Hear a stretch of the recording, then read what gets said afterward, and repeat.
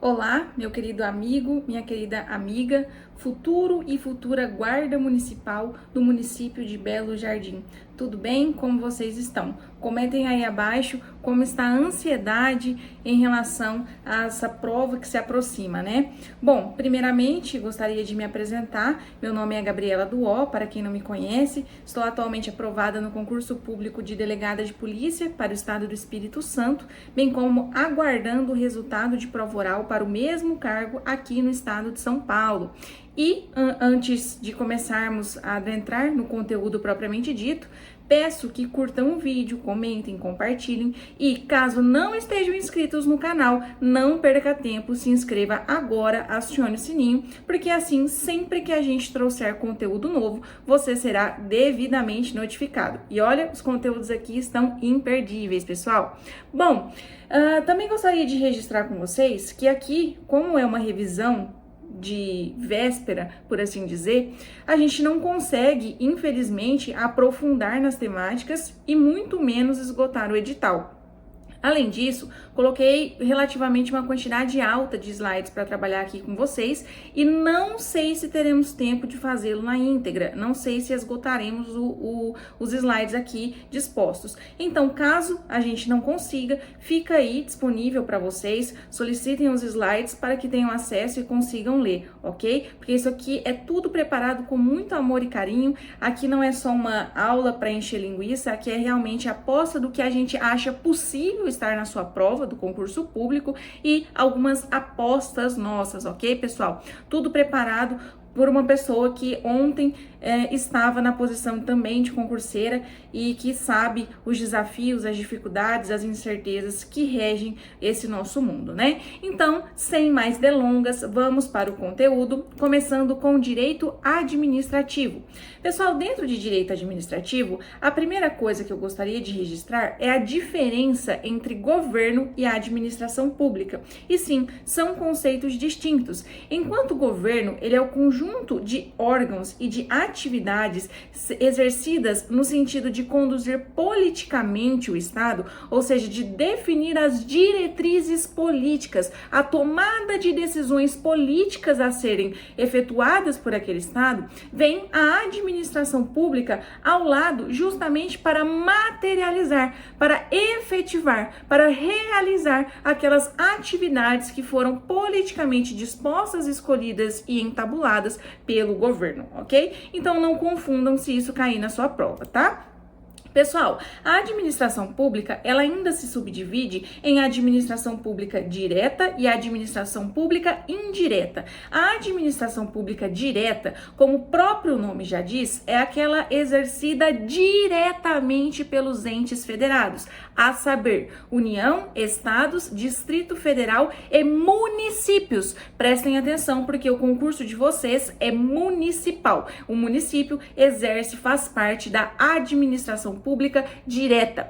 Todavia, a indireta é aquela não exercida diretamente pelos entes federados, mas sim através de outras pessoas jurídicas que foram constituídas para executar essas atividades. Essas pessoas podem ser, decorem, autarquias, fundações, empresas públicas e sociedades de economia mista. É isso mesmo. Esse fenômeno de criação das entidades que compõem a administração pública indireta é denominado descentralização. Eu gostaria de falar para vocês se atentar ao ente de descentralização e ente porque é criado um novo ente, uma nova pessoa jurídica que tem personalidade jurídica e que, portanto, existe e responde e atua por si só. Por que você está falando isso, professora? Eu não entendi. Porque dentro da administração pública direta e por que não dentro da própria indireta, para que ela desempenhe as suas funções,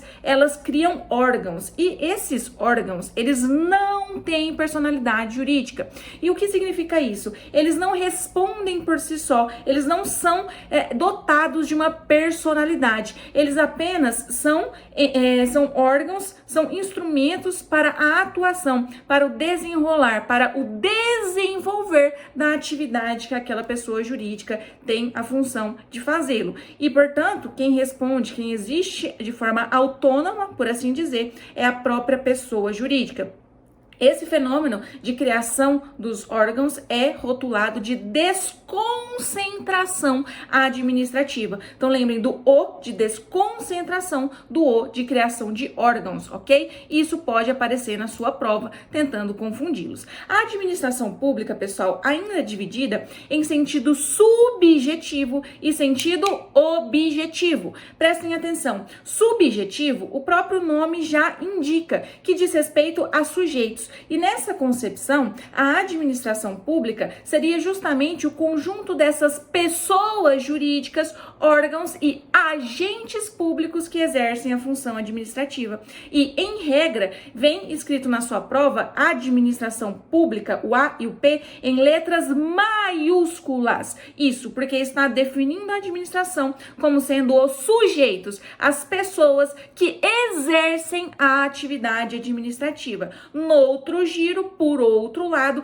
em sentido objetivo, é a conceituação de administração pública como sendo o conjunto de atividades desempenhadas pela administração. Então, a administração é justamente a correspondência dessas atividades, entre as quais a gente destaca a prestação de serviço público, o exercício do poder de polícia, atividades de regulação, de fomento e assim sucessivamente, sem prejuízo de posição em sentido contrário. Porque só registrando no direito, quase tudo é divergente, ok, pessoal? Mas aqui a gente colocou da forma que acredita vir na sua prova, ok? E pode vir sim essa diferença de administração pública em sentido subjetivo de sujeitos, lembrem-se, e objetivo que desenvolve-se pela função, pela atividade administrativa.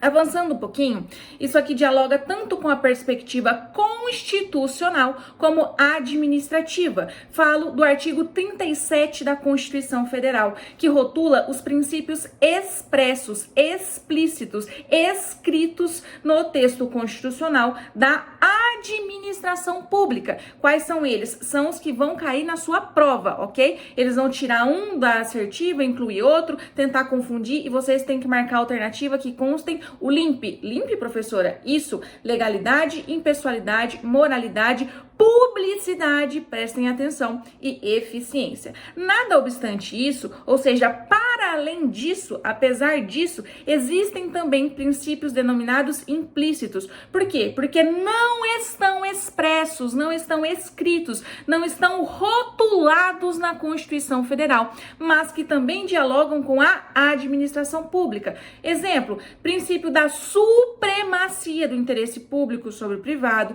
princípio da razoabilidade, princípio da proporcionalidade, princípio da indisponibilidade do interesse público. Então fiquem atentos, voltem para cá. Expressos, apenas o LIMP. Implícitos, tem vários outros, porque isso pode ser questionado, ok? Poderes administrativos. O que são poderes? Como o próprio nome já diz, dá a entender que poderes, ele é um conjunto de prerrogativas, de instrumentos postos à mão, à luz, à disposição da administração pública para que ela execute as atividades que lhe foram incumbidas. Prestem atenção, pessoal, se a administração pública tem que prestar o serviço público de saúde, é certo que ela vai precisar de um local físico para instalar um determinado hospital.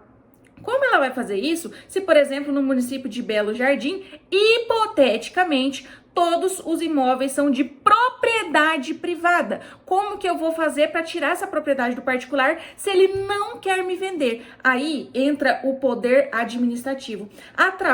Dialogando com os poderes administrativos, e surge, por exemplo, o instrumento da desapropriação. Presta atenção. Então, a administração pública desapropria um imóvel do particular para que ali seja instalada uma creche, um hospital, um instrumento de lazer, um local onde serão construídas moradias para pessoas em situação de pobreza econômica e assim sucessivamente. Então, são instrumentos postos à disposição da administração para que ela consiga cumprir suas atividades, senão ela não conseguiria, ok?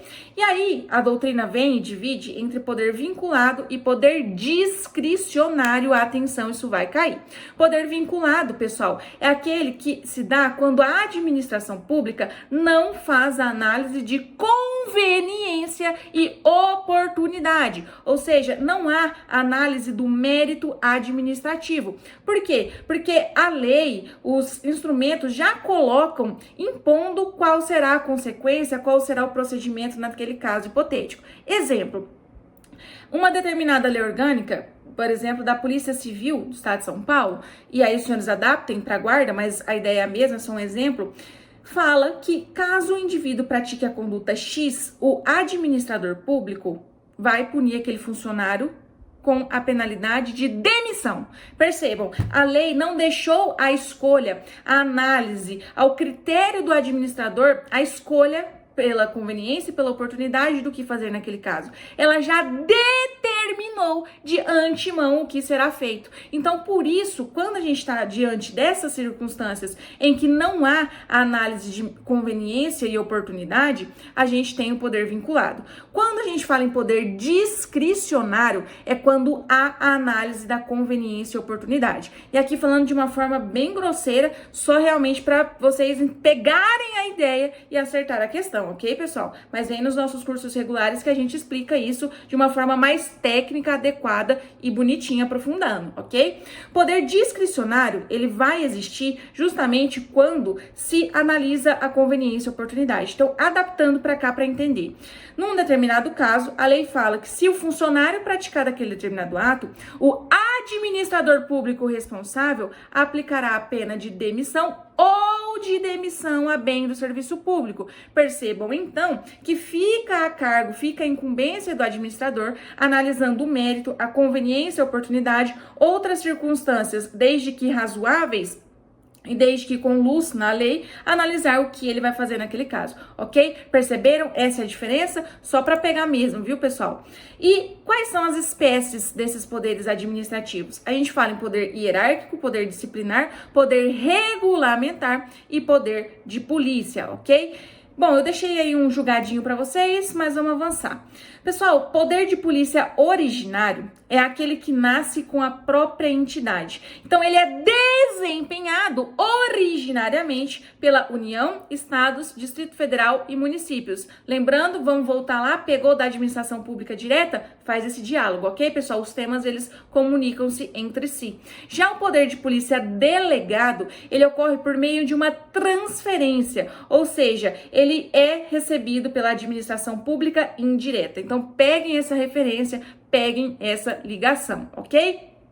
Atos administrativos. Pessoal, atos administrativos é justamente uma declaração de vontade da administração pública ou de quem a represente, isso pode cair, que produz efeitos jurídicos imediatos, seja constituindo, seja declarando, seja revogando, extinguindo um determinado direito, posição ou situação jurídica. Então, é aquilo que a administração pública faz que vai insurgir nesses efeitos de constituir, declarar, extinguir, mas ela faz com as suas prerrogativas de direito público, ou seja, na sua condição de poder público, valendo-se desse regime jurídico de direito público, que a coloca, em certa mão, em posição de desigualdade jurídica com o administrador público. Justamente por isso, esses atos administrativos têm uma presunção de que são verídicos, legítimos e legais, ok, pessoal?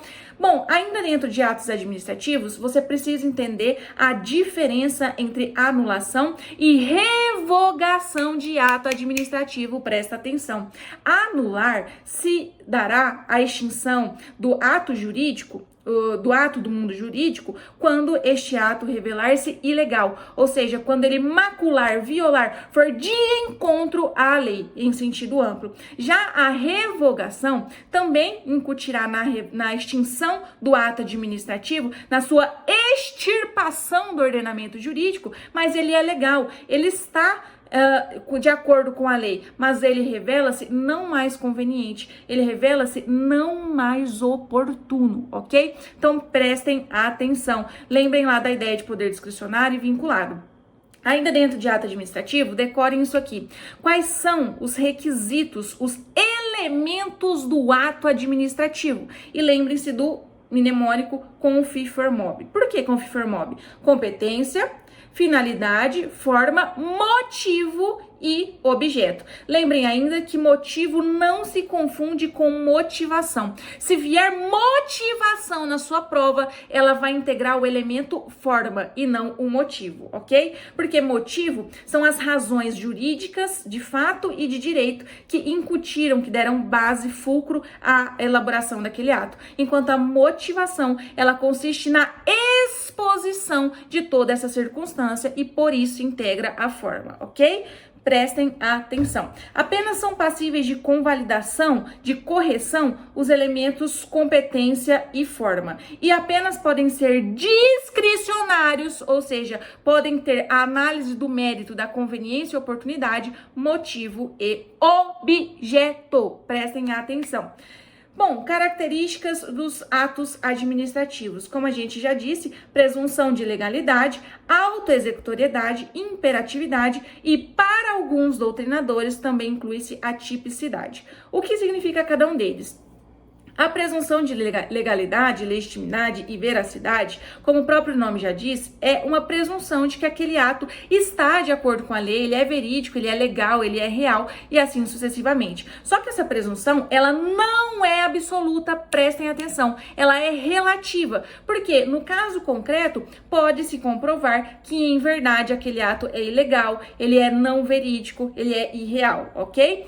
Autoexecutoriedade significa que para a administração pública praticar um determinado ato, faz-se prescindível, dispensável, desnecessário que seja consultado um juiz, o Poder Judiciário. Isso mesmo, não precisa. Então, se eu quero desapropriar, eu não preciso, em tese, em regra, a priori, perguntar para o juiz: oi, juiz, eu posso desapropriar aquele terreno? Não, meu amigo, os meus atos, eles são autoexecutórios. Eu tenho, como administração pública, o poder de fazê-lo.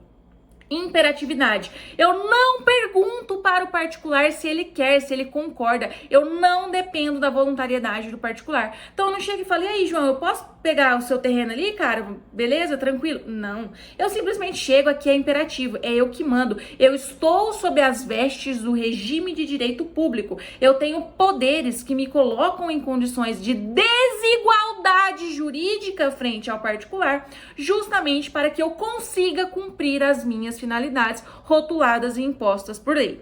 Tipicidade já diz que os atos devem ter uma previsão legal. Não pode o administrador público inventar, inovar atos, ok? Mas esse aqui já é um pouco mais divergente. Pessoal, bens públicos. Quem traz para nós quais são os bens públicos é o próprio Código Civil. E ele faz uma divisão em bens de uso comum do povo, uso especial e os dominicais. Rapidamente, os de uso comum do povo, como o próprio nome já diz, são aqueles que o povo pode livremente utilizar. Como exemplo, a própria lei traz rios, mares, estradas, ruas e praças. Os de uso especial são aqueles destinados a serviço ou estabelecimento da administração. Então, por exemplo, o gabinete do delegado de polícia é considerado um bem de uso especial, porque é destinado a serviço ou estabelecimento da administração. Mas sabe o que vai cair na sua prova? O gabinete do prefeito, porque é um certame municipal. Então, o gabinete do prefeito, ali tudo que é utilizado, melhor dizendo, tudo aquilo que é utilizado, a cadeira que o prefeito usa, a mesa que o prefeito usa, ele é considerado um bem de uso especial, ok? Dominicais, pessoal, é aquele que a gente também chama de desafetado. Por quê? Porque ele não está voltado, afetado a um serviço público propriamente dito, mas ele compõe o patrimônio da administração. Então é, por exemplo, um carro que a administração pública recolheu, mas que ele não tem utilidade nenhuma. Ele compõe o patrimônio da administração, mas ele não está sendo utilizado para o interesse público, ok? Bom, quais são as características destes bens públicos sem prejuízo de outras? Inalienabilidade, como regra não se pode vender bens públicos. Impenhorabilidade, como regra eles não podem ser penhorados. Imprescritibilidade, eles não podem ser objetos de uso capião. Bem público não pode ser objeto de uso capião, isso pode cair. E não onerabilidade, ok? Então prestem bem atenção nisso. Pessoal, responsabilidade civil do Estado. A responsabilidade é justamente a obrigação legal que a administração pública, a fazenda pública, tem de ressarcir terceiros por danos patrimoniais que lhe foram causados por atos praticados por agentes públicos. E, como consta no slide, esses atos podem ser ativos, comissivos ou mesmo omissivos, um não fazer, um não atuar, ok? E esse ato pode ser lícito ou ilícito. Pode ser lícito. Por exemplo, eu faço uma construção de um metrô, tá gerando um caos ali na determinada região, está afetando demasiadamente, exacerbadamente uma determinada família, mas eu tenho como administração pública que construir aquele metrô. Não importa, ainda assim eu vou ser responsabilizada, ok? Eu, administração pública. Lembrar que por esses atos comissivos, um fazer, a responsabilidade civil do Estado é objetiva. O que significa isso? Significa a prescindibilidade, a dispensabilidade, a não necessidade de demonstração de dolo ou culpa. É isso mesmo, basta que eu comprove conduta, resultado lesivo e um nexo de causalidade entre a minha conduta e aquele resultado para que o Estado seja responsabilizado, ok? Mas, à luz disso, a gente adota a teoria do risco administrativo. Isso pode cair na sua prova. Significa o quê? Significa, pessoal, que o Estado, ele, apesar de responder sem necessidade de dolo ou culpa, ele não é um garantidor universal. Então, por exemplo, se aquele resultado, ele vem por fato exclusivo de terceiro, por culpa exclusiva da vítima, por um caso fortuito, uma força maior, exemplo, uma chuva que ninguém esperava, não tinha como prever, não tinha como evitar, aí o Estado não será responsabilizado, ok? Prestem atenção nisso. Já se a omissão do Estado for genérica, a sua responsabilidade civil será subjetiva. O que é isso? É quando o poder público ele é negligente, ele não atua em uma determinada prestação de serviço, em uma determinada realização material. Neste caso, aí sim, para que o particular seja indenizado pelo Estado, a gente precisa comprovar que o Estado atuou de forma dolosa ou de forma culposa, ok? Que ele quis, ou mesmo que ele, por exemplo, foi imprudente, negligente, imperito. Nesse caso, como a gente está falando de omissão, ele necessariamente teria sido negligente, ok? Aí eu também gostaria de falar com vocês, ainda dentro desse artigo, desse tema, do parágrafo 6º do artigo 37 da Constituição Federal, de leitura obrigatória, memorização obrigatória. Ele fala o seguinte, pessoal, a partir dele, melhor dizendo, se fala o seguinte, se entender o seguinte: o preso que foge do estabelecimento prisional, se não tiver um nexo direto entre a sua fuga e a conduta por ele praticada, a gente não vai falar em responsabilidade civil do Estado. O que é isso? Bom, adaptando um exemplo. Se o preso acabou de fugir da penitenciária, roubou uma determinada família, bateu, espancou, fez um monte de barbaridade, neste caso o Estado vai responder, porque ele acabou de sair do estabelecimento, tem um nexo direto da sua fuga com o ato praticado. Agora o caboclo já saiu lá tem um tempo. Caboclo é coisa que a gente fala aqui no interior, né, pessoal? Depois de um tempão, um mês, 2 meses, ele vai lá e rouba. O Estado não tem como garantir, né, que isso não aconteceria. Infelizmente, tomou as precauções, não teve jeito, o cara fugiu. Depois de um tempo, foi lá, roubou, fez várias barbaridades. Percebam que não tem um nexo entre a fuga e o ato praticado 30 a 60 dias depois, ok? Então, aí, nesse caso, o Estado não responderá, prestem atenção. Pessoal, falando um pouquinho em direito constitucional, lembrem dos fundamentos da República Federativa do Brasil, que tem o mnemônico Sociediva Plu. Sociediva Plu, professora, isso, decorem. Soberania, cidadania, dignidade da pessoa humana, isso aqui vai cair, eles vão trocar lá na sua objetiva. Valores sociais do trabalho, da livre iniciativa e o pluralismo político. Já os objetivos da República Federativa do Brasil é o Conga Erra Pro. Conga Erra Pro. Construir uma sociedade livre, justa e solidária, garantir o desenvolvimento nacional, erradicar a pobreza e a marginalização e reduzir as desigualdades sociais e regionais, promover o bem de todos, sem preconceitos de origem, raça, sexo, qualquer preconceito. Professora, me dá um bisu para eu lembrar disso, por favor. Vamos lá. Quando a gente fala em fundamentos, não tem verbos. Não tem verbos. Não tem verbos. Quando a gente fala de objetivo, como é aquilo que eu quero fazer, que eu tenho que fazer, é a minha finalidade, aí vai ter verbo. Então, se na sua prova tiver lá perguntando de fundamento, não é verbo, a primeira palavra. Se tiver perguntando de objetivo, tem verbo, ok? Prestem atenção nisso. Pessoal, decorem o artigo 12, ok? Decorem o artigo 12, porque se cair vai ser esse texto legal que tá no slide. Quem é brasileiro nato, quem é brasileiro naturalizado, decorem isso. Eu queria falar com vocês também sobre direitos políticos, para que vocês soubessem e levassem para a prova que o voto e o alistamento eleitoral são obrigatórios, compulsórios, não há opção para aqueles que sejam maiores de 18 anos. Isso mesmo, com a maioridade vem a obrigatoriedade do voto. E também gostaria que levassem para a prova para quem o voto e o alistamento eleitoral são facultativos, são opcionais. Eu posso escolher entre me alistar e votar ou não. Analfabetos, maiores de 70 anos de idade, a sua prova vai trazer 60. A sua prova vai trazer 60 e é 70, presta atenção. E os maiores de 16 e menores de 18 anos, ok? A sua prova vai trazer 14. A sua prova vai. Depois me contem, ok, pessoal? Então, é facultativo para analfabeto, para maior de 70 anos, para maior de 16 e menor de 18. Lembrem ainda as condições de elegibilidade, ou seja, para que alguém seja eleito, ele precisa preencher alguns requisitos previstos na Constituição, como ter nacionalidade brasileira, estar no pleno exercício de direitos políticos, ter alistamento eleitoral, ter domicílio eleitoral na circunscrição. Na sua prova eles vão tirar o na circunscrição, vão deixar só domicílio eleitoral, presta atenção. Ter filiação partidária e ter uma idade mínima, aí é decorar, 18 anos vereador, 21 anos deputado, prefeito, vice-prefeito, juiz de paz, 30 anos governador, 35 anos presidente e senador, ok?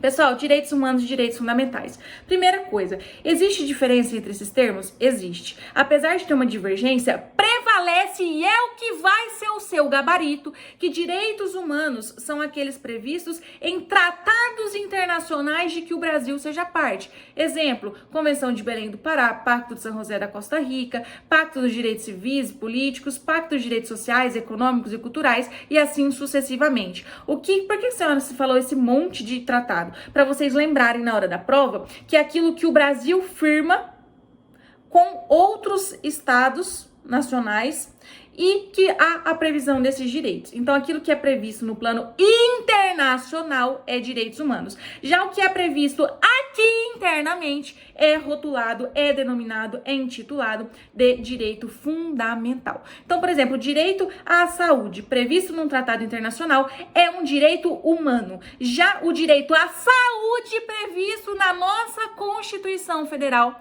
e em outras leis infraconstitucionais, é um direito fundamental. Isso vai cair. Quais são as características desses direitos? Universalidade, abranger a máxima quantidade de pessoas possível. Interdependência, porque tanto um direito de liberdade de expressão como um direito de saúde, eles são interdependentes entre si. Para que eu exerça um, eu necessariamente dependo do outro. E isso eles vão comunicando, eles vão dialogando entre si, ok? Aqui, desculpem, não é alienabilidade, em verdade é inalienabilidade. Eu não posso alienar um direito. Vocês já pensaram se eu pudesse vender o meu direito à liberdade de expressão? Não tem como, né, pessoal? É irrazoável. Irrenunciabilidade, por quê? Eu não posso renunciar, abrir mão, falar, eu não quero ter o direito à saúde. Isso não existe, falando em direito fundamental, direito humano, ok? São aqueles mais essenciais, são aqueles imprescindíveis, necessários para o desempenho, a materialização da dignidade da pessoa humana. Tem também a imprescritibilidade, porque o direito não deixa de existir pelo seu não exercício. Então, se eu não exercito o meu direito à saúde, educação, lazer, esporte, cultura, educação, liberdade de expressão, liberdade de ir e vir por 50, 100 anos, não importa.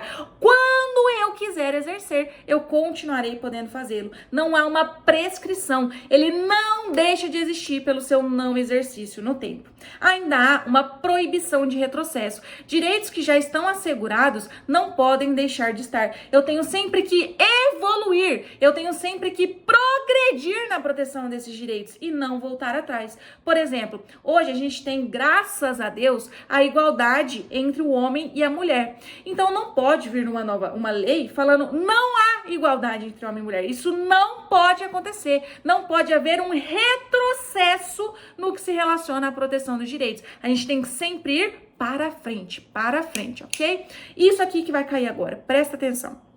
Mais uma vez, sem divergência, mas fica mais fácil a gente entender as gerações ou dimensões dos direitos humanos e fundamentais em três. Lembrem-se da Revolução Francesa, que são três grandes marcos: liberdade, igualdade e fraternidade. Porque os direitos humanos e fundamentais de primeira geração ou dimensão são os denominados direitos de liberdade, que são os direitos civis e políticos, os direitos que os particulares têm de que o Estado não intervenha de forma exagerada, exacerbada, demasiada na sua esfera de atuação particular. Então, Estado, não venha me falar quando eu posso ir e vir e por quê, com quem, a que horas, o que eu posso falar e o que eu posso não falar. Não quero. Essa é a primeira dimensão, essa é a primeira geração.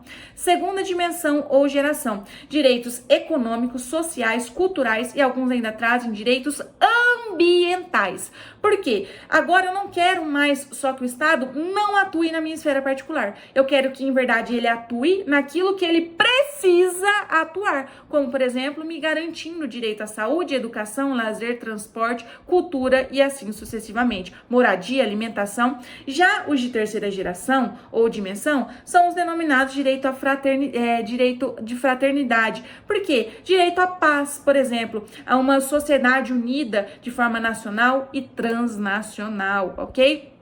Pessoal, o artigo 37, como a gente já falou anteriormente, ele é imprescindível. E ele vai falar ainda sobre o teto remuneratório, ok? Então, assim, remuneração, subsídio, a gente tem que ter isso aqui. O texto da lei, ele vai ser suficiente, mas eu gostaria que vocês decorassem, aqui não basta só o texto da lei, basta vocês também têm que entender sobre o teto remuneratório. Nos municípios, que é o que vai cair na sua prova, o teto remuneratório do município é o subsídio do prefeito, é isso que vai cair. Nos estados e DF, se for poder executivo, é o subsídio do governador. No legislativo, dos deputados. No judiciário, o dos desembargadores do TJ, ok? Lembrar que esse limite também é aplicável aos membros do Ministério Público, procuradores e defensores. Já na União, esse teto é dos ministros do Supremo. Mas o que vai cair para vocês é o dos municípios, ok? Agora aqui eu aposto, presta atenção. É vedada, pessoal, a acumulação remunerada de cargos públicos. Por que eu gritei? Porque às vezes a professora dá uns gritos, né? Mas é para vocês prestarem atenção e entender. Porque a sua prova, ela vai tirar a palavra remunerada e vai falar que é sempre vedada a acumulação. Não, só é vedada a acumulação remunerada de cargos públicos, mas existe exceção. Existem alguns cargos que é possível a sua acumulação remunerada. Quais são eles? 2 cargos de professor, um de cargo de professor com outro técnico ou científico, por exemplo, cargo de delegado de polícia, de 2 cargos ou empregos privativos de profissionais de saúde, ok? Então, tomem muita atenção com isso. Decorem, pessoal, o rol do artigo 144 da Constituição Federal. E eu quero falar com vocês só uma coisa a respeito deles, que este rol é exaustivo, ele é taxativo. Isso vai cair na sua prova. Significa que a gente não pode ampliar a previsão, a interpretação de que outros órgãos que não estes aqui rotulados nos incisos do 144 são de segurança pública, ok? E, infelizmente, a Guarda Municipal não é um órgão de segurança pública, em que pese, apesar de exercer direto ou indiretamente atividades de segurança pública, é verdade, para fins constitucionais, ela não é um órgão de segurança pública. Prestem atenção, por favor, ok? Beleza, pessoal. Aqui eu coloquei a atribuição, né, desses órgãos de segurança pública. Leiam, por gentileza. Ah, e aqui, isso aqui é importante também, falando de guarda municipal. Na prova de vocês, acredito vir majoritariamente, a grande parte, letra fria da lei, letra seca. Então, leiam todos os artigos que estão no edital. Mas, algumas jurisprudências, acho que possa cair. A primeira que eu gostaria de falar para vocês, que é muito pertinente e relevante, é que os guardas municipais, você amanhã, se Deus quiser, possuem direito a porte de arma de fogo. Prestem atenção nisso aqui, ó. Presta atenção nisso aqui que é o que vai cair. Em serviço ou mesmo fora de serviço, independente do número de habitantes do município. Porque o Estatuto do Desarmamento, ele previa que o guarda municipal teria esse porte apenas se fosse um município numa circunstância X, com um número de municípios e assim sucessivamente, que não vem ao caso porque isso não interessa mais. O que interessa é saber que aqui, agora, independente do número de habitantes do município, ok? Vai ter direito a esse porte de arma de fogo e prestem atenção em serviço ou fora. Pessoal, direito penal, o que eu trouxe para falar para vocês? O que é crime? Crime, analiticamente, que é o que vai cair na sua prova, presta atenção, acorda, toma um cafezinho, é fato típico, ilícito e culpável. E para além disso, a gente precisa, para responsabilizar alguém penalmente, criminalmente, que esse indivíduo seja punível. Então, decorem isso que já é o suficiente. Crime, majoritariamente, porque tem posição em sentido contrário, é fato típico, ilícito e culpável.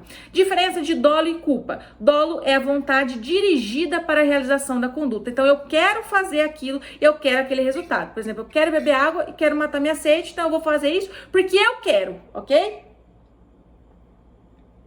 Culpa já vai acontecer quando a pessoa ela tem uma conduta voluntária, ela quer praticar aquele ato, mas ela não quer o resultado. O resultado, ele é involuntário, ele não é desejado. Exemplo clássico lá do CTB é quando o indivíduo, dirigindo acima da velocidade, produz o óbito ou lesões corporais em uma determinada pessoa. Então, percebeu? Ele quis dirigir em alta velocidade, mas ele não quis produzir o resultado. Esse resultado é causado por imprudência, negligência e imperícia. Prestem mais atenção ainda, porque só existem crimes culposos, ou seja, apenas prevista como criminosa a conduta resultante de imprudência, negligência e imperícia, só é punida se estiver previsão na lei nesse sentido. Então, por exemplo, o crime de injúria, que é o xingar alguém, seu vagabundo. Esse crime não tem a previsão da modalidade culposa. Então, se culposamente, se por imprudência, negligência ou imperícia eu xingar alguém, eu não vou responder. Agora, o homicídio, a lesão corporal, por exemplo, que tem a previsão de modalidade culposa, aí sim a pessoa pode ser responsabilizada, ok? Lembrando que crime é fato típico, ilícito e culpável, tem algumas hipóteses em que, pese a pessoa praticar um fato típico, ou seja, com previsão na lei como sendo criminosa, a sua conduta é lícita, é compatível, está ok com o ordenamento jurídico. Por quais são essas circunstâncias? Quando o indivíduo pratica o fato em estado de necessidade, legítima defesa, estrito cumprimento do dever legal ou no exercício regular do direito, não podendo se exceder, senão ele vai responder. O que é um estado de necessidade, professora? É quando o cidadão, a pessoa, pratica o fato para salvar de perigo atual, que não provocou por sua vontade, nem podia de outro modo evitar, direito próprio ou alheio, cujo sacrifício nas circunstâncias não era razoável exigir-se. Decorem esse artigo, mas eu vou dar um exemplo para facilitar. A gente está num naufrágio de um navio, ou mesmo na queda de uma determinada aeronave, só tem uma boia de salva-vida ou só tem um paraquedas. Meu amigo, ou eu morro ou eu te mato. Então eu te mato. Eu te matando é uma coisa razoável? Tá ok, a minha conduta é lícita. E percebam que esse perigo tem que ser atual, não pode ser um perigo iminente. Não pode ser assim, tô vendo que talvez, possivelmente, no futuro, amanhã vai cair esse avião e o nosso voo de 3 dias, eu já vou matar ele. Aí não é estado de necessidade. Então o perigo tem que ser para salvar de perigo atual. E você não pode ter provocado aquele perigo e você não pode evitar de outra forma. Preste atenção, não pode evitar de outra forma, ok? Então, também prestem atenção no parágrafo 1º, porque não pode alegar estado de necessidade quem tinha o dever legal de enfrentar um perigo. Já pensou se o bombeiro fala que não vai entrar no meio do fogo porque ele tá em perigo? Não tem condições, né, pessoal? Então, às vezes a gente tem que usar o bom senso também nas respostas. E mesmo o legislador faz isso. Nem sempre, mas normalmente as coisas têm uma lógica. Artigo 25 fala da legítima defesa. Entende-se em legítima defesa quem, usando moderadamente dos meios necessários, repele injusta agressão atual ou iminente a direito seu ou de outrem. Pessoal, o que é legítima defesa? A legítima defesa é o meu algoz, o meu inimigo, capital, que me ameaçou, tá vindo na minha direção à noite, nós dois sozinhos em uma determinada rua, e ele tira alguma coisa do bolso. Eu vou esperar? Eu não, já vou matar ele antes dele me matar. Isso é legítima defesa, ok? É você se defender. Só que tem alguns requisitos, e por isso que eu quero que vocês decorem esse artigo aqui, porque eu tenho que usar moderadamente dos meios necessários. O que é isso? Usar moderadamente. Se com uma facada eu consigo parar a atuação do meu algoz, não é razoável eu dar 10 facadas. Se eu der 10 facadas, eu não vou estar em legítima defesa. E é meio necessário. Por quê? Se eu tenho uma faca e uma arma à disposição, a faca é suficiente para eu matar aquela pessoa. A faca é suficiente para eu matar aquela pessoa. E eu vou atirar nela pra quê? Entendeu? Então, nesse caso, eu não vou estar usando o meio necessário. E percebam que a agressão tem que ser injusta. Se a agressão for justa, não é legítima defesa e ela pode ser atual ou iminente. Prestem atenção, estado de necessidade tem que ser o perigo atual. Legítima defesa, esta injusta agressão pode ser atual ou iminente. Iminente é aquilo que está para acontecer, já vai acontecer. Ainda, pessoal, leiam e decorem o artigo 14 do CP. Fala de diferença de crime consumado e crime tentado. Então, consumado, eu reúno todos os elementos de sua definição. Eu quero matar alguém, eu mato alguém. Tentado, eu inicio a execução para produzir aquele resultado, mas eu não consumo por circunstâncias alheias à minha vontade. Por exemplo, eu tento matar alguém, mas uma circunstância alheia à minha vontade, que não estava sob o meu controle, essa pessoa não vem a óbito, ok? Adentrando nos crimes em espécie, trouxe alguns pontos de atenção. O furto, pessoal, artigo 155 do Código Penal, leiam, é subtrair coisa alheia móvel sem violência ou grave ameaça. Então eu pego o celular de uma pessoa sem que ela sequer perceba, ou ainda que perceba, mas não envolvendo violência ou grave ameaça. Já o roubo, artigo 157 do Código Penal, é também subtrair coisa alheia móvel, mas com violência ou grave ameaça. Então perdeu, meu irmão, passa o celular, senão eu te mato, ok? Presta atenção, porque os dois crimes são muito comuns, são dois crimes contra o patrimônio, mas que tem este ponto de atenção. Dentro do crime de moeda falsa, pessoal, eu misturei ele aqui um pouquinho com o artigo 171 do Código Penal, que fala do estelionato. Por quê? O crime de moeda falsa, ele é um crime punido pelo Código Penal, só que se essa falsificação for grosseira, de modo que ela não vai enganar pessoas comuns, com senso médio comum, aí a gente não vai falar em crime de moeda falsa, mas sim no crime de estelionato. Então aqui eu acho que isso pode cair na sua prova, que mistura dois crimes, ok? Pessoal, o que é lesão corporal? O crime de lesão corporal é a ofensa à integridade corporal ou saúde de outrem. Então, eu gostaria que vocês prestassem atenção nisso, porque tem uma diferença para o artigo 121, que é do crime de homicídio. Então, no crime de homicídio, eu tenho o ânimos, eu tenho a vontade de matar alguém, enquanto na lesão corporal, eu tenho a vontade de machucar esse alguém. E existem algumas circunstâncias que agravam a responsabilidade do indivíduo que pratica a lesão corporal, como se resultar em incapacidade para suas ocupações habituais por mais de 30 dias, perigo de vida, debilidade permanente de membro, sentido ou função, aceleração de parto, isso aí vocês decorem, tá? Então, assim, por que eu tô falando disso? Porque isso aqui pode ser misturado um pouco também lá com o artigo 14, que fala do crime consumado e tentado. Porque se eu queria matar alguém, eu não mato esse alguém por circunstâncias alheias à minha vontade, mas eu ofendi a integridade corporal dele, eu vou responder por lesão ou homicídio, professora. Aí você vai responder por tentativa de homicídio, porque você tem que ver o dolo, a intenção, a vontade daquela pessoa. Então, apesar dele ter o resultado do que em tese seria uma lesão corporal, que eu ofendi, eu, por exemplo, machuquei ele, como eu queria matar, eu vou responder por tentativa de homicídio, ok? Lembrar ainda que tem as circunstâncias aqui de lesão grave, que foram as que a gente leu, e a de lesão gravíssima, que quando resulta em incapacidade permanente para o trabalho, enfermidade incurável, perda ou inutilização do membro, sentido, função, deformidade permanente e aborto. E aqui se a lesão é culposa, que é quando é produzida por imprudência, negligência ou imperícia, ok? Aí aqui, esse parágrafo terceiro fala, se resulta morte e as circunstâncias evidenciam que o agente não quis o resultado, nem assumiu o risco de produzi-lo. Aqui, prestem atenção na diferença para o homicídio tentado. No homicídio tentado, eu quero matar, não consegui matar por circunstâncias alheias à minha vontade. Então, em que pese o resultado tenha sido só machucar a pessoa, eu vou responder por homicídio tentado. Já aqui, se eu queria machucar, mas eu não assumi o risco, eu não queria matar e acabei matando, eu vou responder pelo parágrafo 3º do artigo 129, pela lesão corporal seguida de morte. É o caso, eu dou um soco em alguém. Essa pessoa cai na sarjeta, racha a cabeça e morre. Meu Deus, eu não queria matar o resultado, a pessoa, eu não assumi o risco de produzir esse resultado, porque eu dei um soco, nem foi tão forte assim. Não achei que essa pessoa ia se desequilibrar, cair, rachar a cabeça. Aí eu vou responder pelo crime de lesão corporal seguida de morte.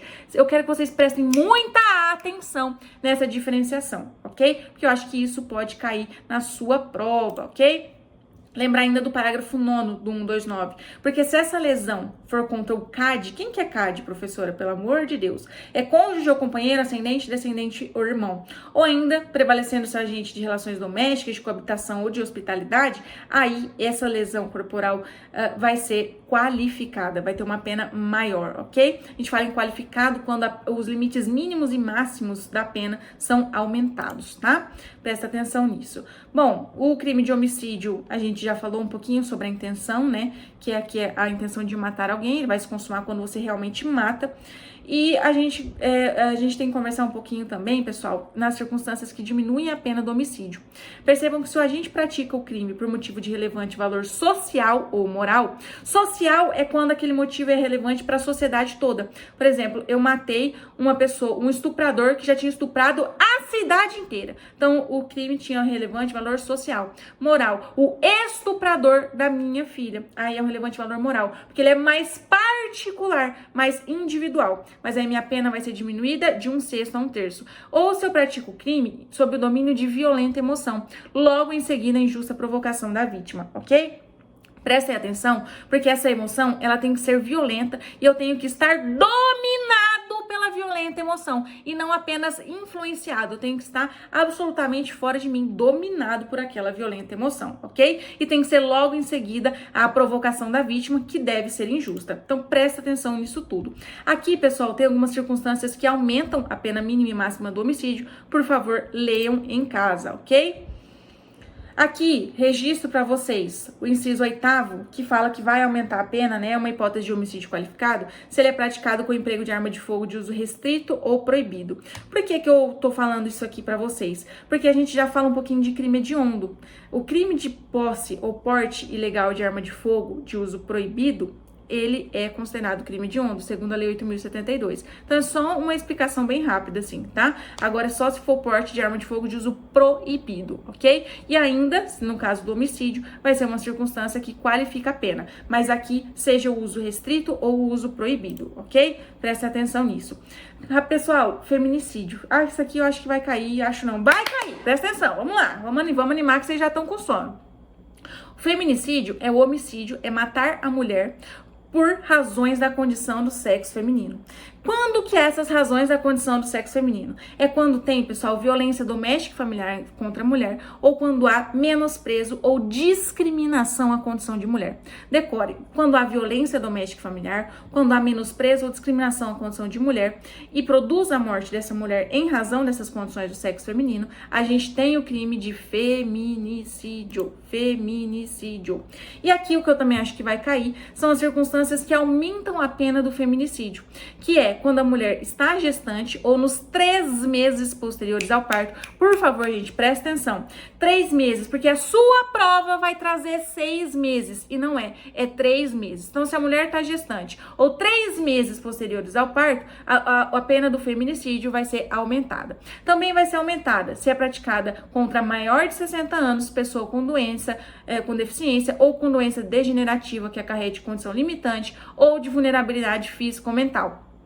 Também, na presença física ou virtual de descendente. O que é descendente? Filho, neto, bisneto, tataraneto e por aí vai. Ou de ascendente da vítima, mãe, pai, vó, vô, bisavô, bisavó, tataravô, tataravó, ok? E prestem atenção, porque a sua prova vai trazer apenas presença física, mas a presença virtual dessas pessoas também aumentam a pena do feminicídio. Então, se a mãe tá numa ligação de videochamada com a filha, o marido vem, pratica um feminicídio na frente da filha por essa ligação virtual, a pena do feminicídio vai ser aumentada, decorem de 1/3 até a metade. Também vai haver esse aumento se o feminicídio for praticado em descumprimento das medidas protetivas de urgência previstas na Lei Maria da Penha, ok?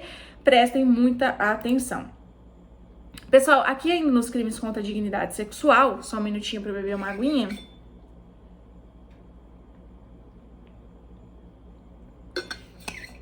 A gente tem um crime relativamente novo, que é o crime de importunação sexual. Ele consiste em praticar contra alguém e sem a sua anuência, ato libidinoso com o objetivo de satisfazer a própria lascívia ou a de terceiro. Aqui é aquele famoso caso do metrô, do ônibus, que o indivíduo, ele acaba fazendo atos desnecessários, como olhando, visando uma determinada mulher, e para isso o legislador, atos libidinosos, estes a que me refiro, leiam um pouquinho, tem bastante caso narrando nos metrôs, às vezes eles ejaculam nas mulheres, enfim, dá até repulsa falar, mas leiam que tem bastante notícia nesse sentido, e por isso eu acho que pode cair esse crime aqui, viu, pessoal? Então ele pratica contra a pessoa, sem sua anuência, um ato libidinoso para satisfazer a sua própria vontade. Ele não se confunde com o estupro, porque no estupro eu preciso constranger alguém. O que é constranger? É eu, com violência ou com grave ameaça, ter conjunção carnal ou praticar, permitir que comigo, pelo amor de Deus, né, com o estuprador, qualquer outro ato libidinoso. Então, percebam essa diferença. No estupro, tem violência, tem grave ameaça, para ter essa conjunção carnal ou para praticar ou permitir que se pratique outro ato libidinoso. Na importunação sexual, não tem essas elementares. O indivíduo, ele pratica contra alguém e sem sua anuência, esse ato libidinoso para satisfazer sua vontade. Lembrem lá dos casos do metrô, que me dá até repulsa falar. Já o estupro é aquilo que a gente, infelizmente, conhece, né? O indivíduo vem, ameaça, pega a mulher, tem conjunção carnal com ela e assim sucessivamente. Lembrando que pode ser autor e vítima, tanto homem como mulher, não tem essa previsão, ok? Não tem essa diferenciação. Também, pessoal, leiam sobre o crime do artigo 312, peculato, que ele fala que é um crime do funcionário público praticado contra a administração pública. E se dá quando o funcionário público ele se apropria de dinheiro, valor ou qualquer outro bem imóvel, público ou particular, de que ele tenha posse em razão do cargo, ou se ele desvia em proveito próprio ou alheio.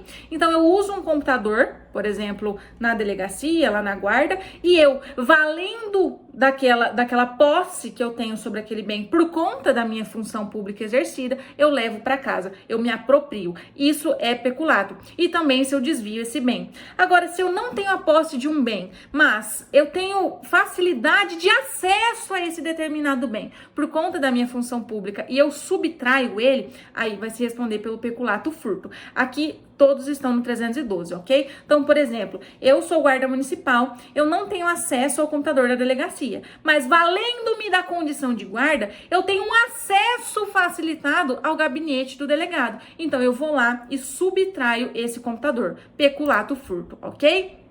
Ainda existe a possibilidade de o funcionário concorrer culposamente para o crime de outrem, ou seja, com imprudência, negligência ou imperícia. Eu esqueço a porta da delegacia, da guarda aberta, vem alguém e furta um determinado computador. Percebam que eu concorri culposamente, sem a minha intenção, sem a minha vontade, para o crime de outrem. Por isso, a minha pena, nesse caso, é menor se comparada ao peculato apropriação, desvio e furto, ok? E aí, nesse caso do peculato culposo, se o funcionário público repara o dano antes da sentença irrecorrível, ele tem a sua punibilidade extinta. Se depois da sentença irrecorrível ele decide reparar o dano, depois que já azedou o angu, o que a gente vai fazer? Reduzir de metade a sua pena, ok? Pessoal, prestem atenção ainda, leiam 313, mas eu acho que pode cair o crime de prevaricação, por conta desse finalzinho, que o funcionário público, ele retarda ou ele deixa de praticar, ou ele pratica indevidamente um ato de ofício, ou seja, um ato que ele tinha que praticar, para satisfazer interesse ou sentimento pessoal. Então, eu, por exemplo, como delegada de polícia, daqui a um tempo, se Deus quiser, né, ainda não assumi, só estou aprovada, tenho que prender quem eu veja em flagrante delito. Mas eu vejo aquela pessoa em flagrante delito e é meu amigo de infância. Aí eu falo, nossa, eu não vou prender essa pessoa, não. Eu vou deixar isso aí quieto, porque coitada, né? Então, para satisfazer um interesse meu, um sentimento pessoal, eu deixo de fazer um ato de ofício. Nesse caso, o crime é de prevaricação. Então, prestem atenção no dolo, porque o crime de prevaricação, ele vai exigir esse fazer, violando o ato de fazer contra a disposição da lei, ou não fazer, ou retardar, que é demorar, postergar, atrasar, mas para satisfazer o interesse ou o sentimento pessoal, ok?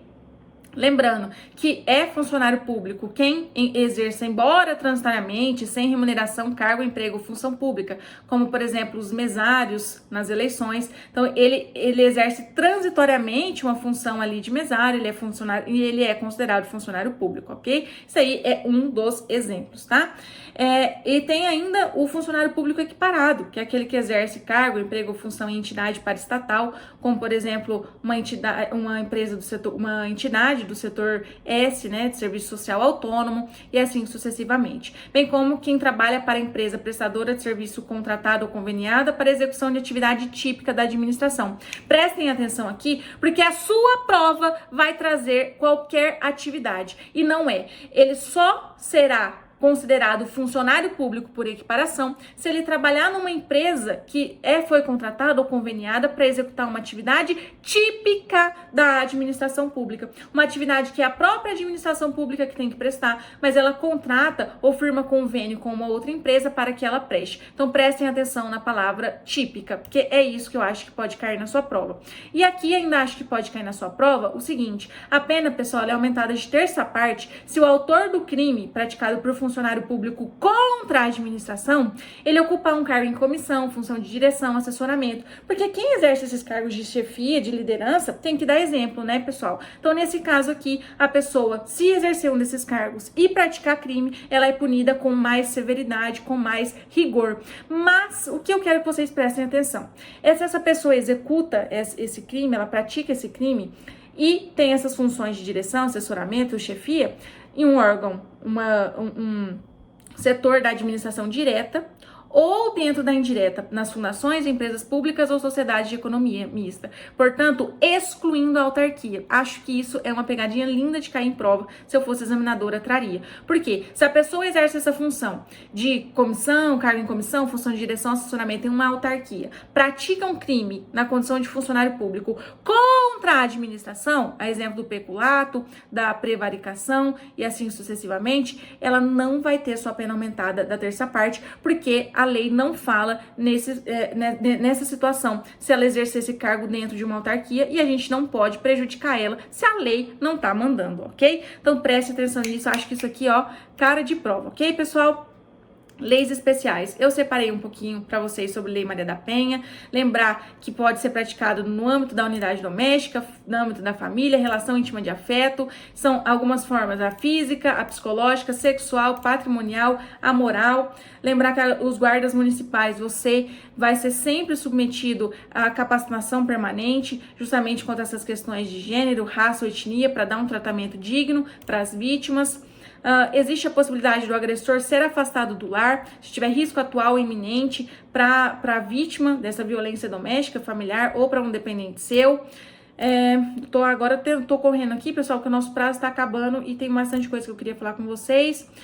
Decorem também as hipóteses em que vai poder o adolescente ter medida de internação em seu desfavor, que é a medida máxima contra um adolescente que pratica um ato infracional. Ato infracional é a conduta que, para o maior, é considerada crime, para o menor, ele não pratica crime, ele pratica um ato infracional. A internação é quando ele fica com a sua liberdade cerceada, então, por isso, só em circunstâncias graves. Quando ele pratica com violência ou grave ameaça, exemplo, um ato infracional análogo ao roubo, quando ele reitera no cometimento de outra infração grave, quando ele descumpre uma medida imposta anteriormente, aí ele vai poder ser internado. Lembrar que a internação provisória, que é antes da sentença, pode durar até 45 dias, a sua prova vai trazer 90, 60, lembrar que é 45, ok? Lembrar A exclusão dos perfis genéticos da pessoa que tem a extração para fins de sua identificação, ela vai ser excluída dos perfis genéticos nos bancos de dados, se ele for absolvido ou, no caso de condenação,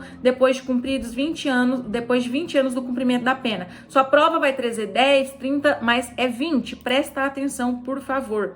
Aqui leiam, esses dispositivos aqui são relativamente recentes em relação à gratuidade nos transportes para pessoas idosas, ok? Previsto no Estatuto do Idoso. Lembrar que aqui tem no 39 que não é qualquer idoso, é só maior de 65 anos quando for transporte coletivo público urbano e semi-urbano. Por favor, leiam isso aqui.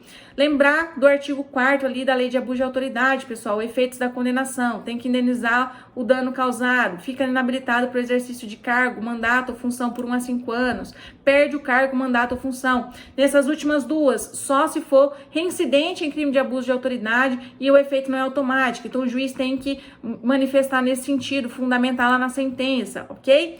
Lembrar aqui do artigo 28 da Lei de Drogas, quem porta droga para consumo próprio não vai ser preso, mas vai sofrer advertência, prestação de serviço à comunidade, medida educativa de comparecimento a programa, curso educativo e assim sucessivamente, ok?